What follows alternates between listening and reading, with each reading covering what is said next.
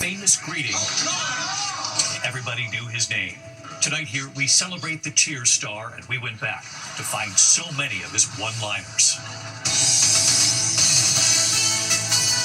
From ABC News World Headquarters in New York, this is World News Tonight with David Muir.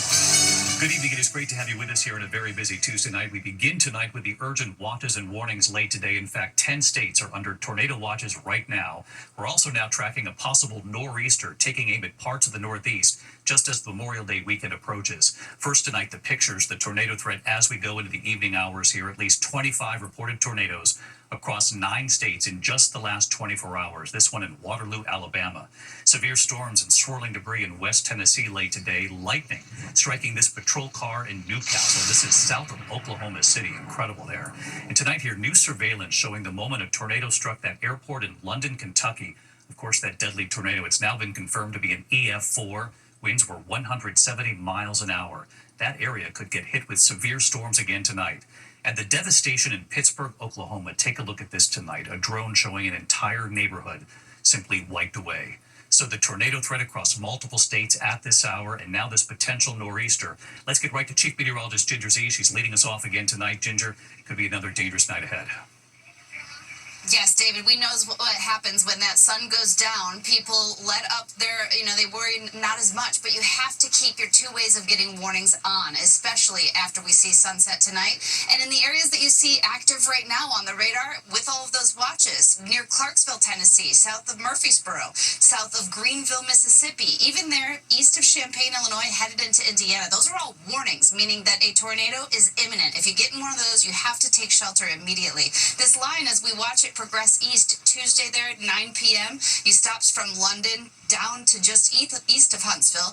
And within that line, you could still see embedded tornadoes even until about midnight. Then we're going to see it become more just a general thunderstorm, waking people up in Washington, D.C. Philadelphia gets it late morning. New York City starts to get rainy, and then it stays rainy because this low reinforces this, starts to twist around. And just in time for everybody to start traveling for that big holiday weekend, David, we add the wind on top of that heavy rain. Boston, by 5 p.m. on Thursday, could see travel impacts, that's for sure. All right, Ginger Zee, tracking this all. What could be a difficult night ahead and then dangerous travel for the holiday. Ginger, thank you.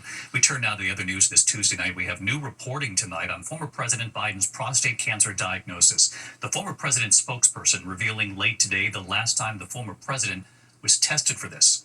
Here's our chief Washington correspondent, Jonathan Karl. Tonight, as former President Biden battles incurable stage 4 prostate cancer, his spokesman revealed the last time Biden got a PSA test for the disease was more than 10 years ago, in 2014. The spokesperson saying, quote, prior to Friday, President Biden had never been diagnosed with prostate cancer. It was Sunday the world learned that the former president has cancer and that it has spread to his bones. Biden is 82 years old, and medical experts say PSA tests are not typically recommended for men older than 70.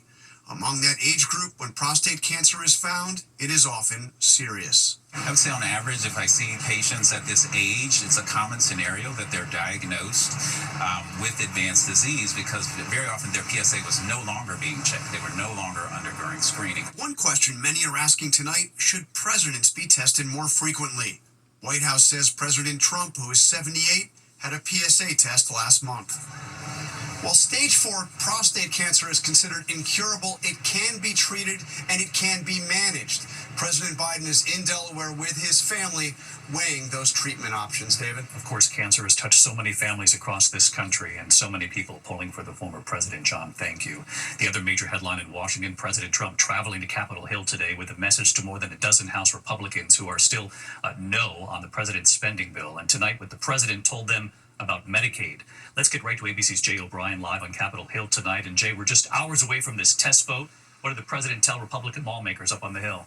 Yeah, David, tonight President Trump personally pressuring Republican holdouts to pass his sweeping domestic agenda, now officially called the One Big Beautiful Bill Act. It extends Trump's 2017 tax cuts. It lifts federal income tax on tips and overtime and includes nearly $50 billion to renew construction of a border wall. It also cuts Medicaid, though some lawmakers tonight pushing for even more cuts. President Trump's message to them today, we're told, was don't mess with Medicaid, threatening Republicans who don't get behind this bill that they quote, wouldn't be a Republican much longer. But even still tonight, David, more than a dozen or so holdouts, enough to tank this bill, with a vote expected as soon as tomorrow. David. All right, Jay O'Brien, live up on the Hill for us tonight. We'll have more tomorrow on this. Thank you, Jay. There's been a major turn tonight in that stunning jailbreak in Louisiana. A jail worker has now been arrested tonight. What authorities say he did, and what that worker now claims an inmate told him he would do to him if he didn't help. Faith Abube is in New Orleans. Tonight, a maintenance worker at the New Orleans jail where 10 inmates escaped all at once, now charged with helping in the scheme. He made a bad choice. He's going to change his life forever. Sterling Williams accused of shutting off the water before inmates dislodged a toilet and crawled out through a hole in the wall Friday morning. The inmates allegedly leaving behind the message, "Too easy, LOL." A court affidavit says Williams told investigators an inmate threatened to shank him if he refused. I don't think that he had to do any of the things that he did. If he was under threat, then he certainly should have brought that to someone else's attention. Overnight, authorities swarming this residential area just minutes from the jail, taking a fourth inmate into custody. Tonight, 6 remain at large. Authorities now looking at these new surveillance videos first obtained by ABC News, showing 3 inmates in an alley 1 hour after that escape, still dressed in their jail uniforms. One of those fugitives, convicted killer Derek Groves, sentenced to life in prison. He's proven he's willing to kill. He's proven he's willing to take risks. He's proven that he does not care about anybody except for himself. Tonight, officials say prosecutors who oversaw Groves' cases have left the area with their families, and witnesses and victims have also been placed in protection for their safety. And David, a 4th jail employee has now been suspended, not including the worker facing criminal allegations. Officials say this internal probe could net more arrests and upgraded charges. David. All right, Faith Abube back in New Orleans for us again tonight. Thank you, Faith. To the dramatic testimony now in the trial. President Trump revealing his plans for a Golden Dome, a missile defense system to surround the U.S. The questions tonight, what would it do and how much will this cost? So here's Martha Raddatz. Tonight, President Trump's dream of an Iron Dome for America is official.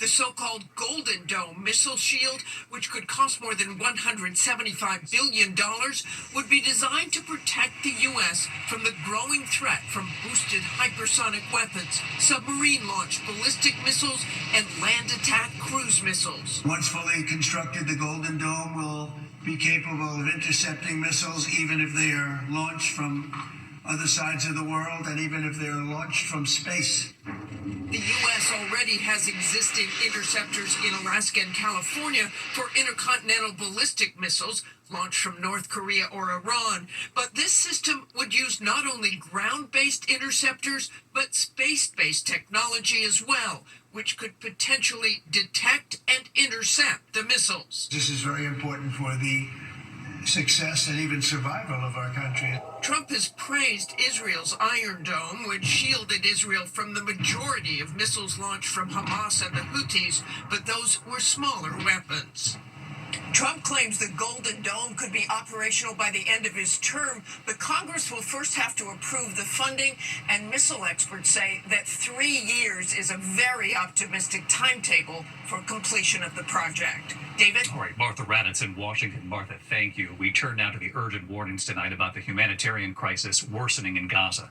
The UN now warning that 14,000 babies could die within 48 hours if aid doesn't reach them right away. Here's our chief foreign correspondent, Ian Pannell. As Israel unleashes a furious aerial attack and expands ground operations deeper into Gaza, growing international condemnation over the rapidly unfolding humanitarian disaster. Today, the UN with an apocalyptic warning, saying 14,000 babies will die in the next 48 hours if aid doesn't reach them now.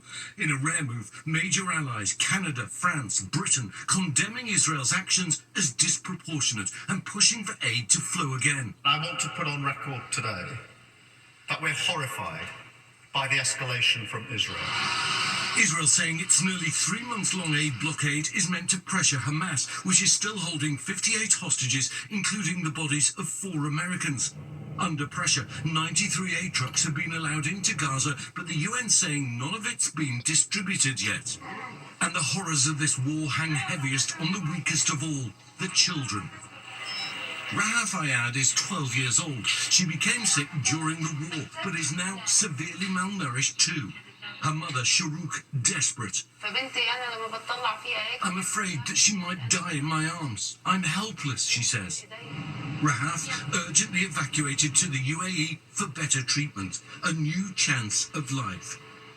David, tonight, Israel and Hamas trading blame for ceasefire talks in Qatar that appear to be going nowhere. David? Chief Foreign Correspondent Ian Pannell tonight. Ian, thank you. Back here in the U.S. tonight into a moment on Capitol Hill today. Homeland Security Chief Kristi Noem on the Hill. She was challenged about the Trump administration's migrant deportations without due process. Secretary Noem was asked to explain habeas corpus, which of course is the constitutional right in this country to challenge an arrest or imprisonment. Here's how she defined it when she was asked by New Hampshire Senator Maggie Hassan. So, Secretary Noem, what is habeas corpus? Well, habeas corpus is a constitutional right that the president has to be able to remove people from this country and suspend their right let me stop the man. Habeas corpus, excuse me, that's incorrect. President habeas Lincoln corpus, used it. Excuse me. Habeas corpus is the legal principle that requires that the government provide a public reason for detaining and imprisoning people. If not for that protection, the government could simply arrest people, including American citizens, and hold them indefinitely for no reason. Habeas corpus is the foundational right that separates free societies like America from police states like North Korea. As a senator, that back and forth in Washington today, Secretary Noem tonight saying she supports habeas corpus, but that she also believes the president has the right to suspend it. When we come back tonight, the security breach at a New York airport, a driver crashing through the gate, driving right onto the runway, you'll see it. Also, we remember Norm from Cheers, actor George Wendt. So many of his one-liners right here. And tonight, the police video just made public here, a deadly shooting at a gym. Authorities revealing tonight this could have been much worse. What they believe saved so many other people in that gym at the moment. Tonight, newly released images of a deadly shooting at a Las Vegas gym. Police saying had the shooter's gun not jammed, it would have been a mass casualty event. Authorities say surveillance shows the gunman entering with a rifle. He walked to the front desk, pacing there in the lobby, then shooting 3 people and killing 1 gym employee. That's when the gun apparently jammed. Body camera video showing officers then confronting him outside. He was shot running from the building, later dying at the hospital. Tonight, there's no word on a possible motive. Tonight, a security breach at Buffalo Niagara International Airport. Police say a driver intentionally crashing through a gate there. That suspect crossing a taxiway. He was then arrested on an inactive runway. There's no word on a possible motive there as well. The FBI joining the investigation. No flights were affected. When we come back here tonight, the break-in at the home of actor Anthony Anderson. And we remember tonight actor George Wendt from Cheers, Norm, and so many of those famous one-liners right here in a moment. The long-lost bust of the Doors singer Jim Morrison has finally been recovered. Police in France finding the bust nearly 4 decades after it was stolen from his grave in Paris. They say it was found by chance during an unrelated fraud investigation. Morrison, of course, died back in 1971. When we come back here tonight, the bar where everybody knew his name. We celebrate Norm, actor George Wendt. He made millions laugh every week. And in fact, what happened 32 years ago tonight? Here celebrating actor George Wendt, Norm from Cheers. Sometimes you wanna go where everybody knows your name. Tonight, the famous bar where everybody knew his name. They would say it every time Norm walked in. How does it be a sound, Norm? I don't know, Coach. I usually finish them before they get a word in. The actor George Wendt playing the funny, lovable, beer-loving bar fixture Norm Peterson on Cheers for 11 seasons. He was always there, right at the end of the bar. Bars can be very sad places. Some people spend their whole lives in a bar. Just yesterday, some guy sat right here next to me for 11 hours. There was that prickly but lovable friendship with Cliff Clavin, the mailman. I have impossibly high standards for a woman. Yeah, she has to like you, right? The role earning George Wendt 6 consecutive Emmy nominations for Best Supporting Actor. You know what I think the most important thing in life is? It's love. You want to know what I love? Beer, Norm? Yeah, I'll quit them. In fact, it was 32 years ago tonight, the final episode of Cheers aired. The cast reuniting at last year's Emmys, recreating the bar. And if somebody has the envelope, we can present the award. That one right there. George Wendt was often asked if the beer he was drinking was real. He says it wasn't, but on GMA with Charlie Gibson, he did reveal this. I did a great deal of preparation for that role. You know, it was a lifetime. Lived the part. Yeah. You know, I did put on like 75 pounds for the role, much like Robert De Niro did for Raging Bull. I know. Well, you have to make these sacrifices and probably learn to drink a little beer. Yeah. He'd go on to star on Broadway, but it was always his iconic role sitting on that bar stool and his wisecracking one-liners that are remembered most. Tonight, his family saying he passed away peacefully in his sleep at home at the age of 76, saying George was a doting family man, a well-loved friend, and confidant to all of those lucky enough to have known him. Afternoon, everybody. Oh, darling. Well, what would you say to a nice beer, mommy? Going down? Hard to believe the last Cheers was 32 years ago tonight. We'll raise one for Norm tonight. I'll see you tomorrow. Good night.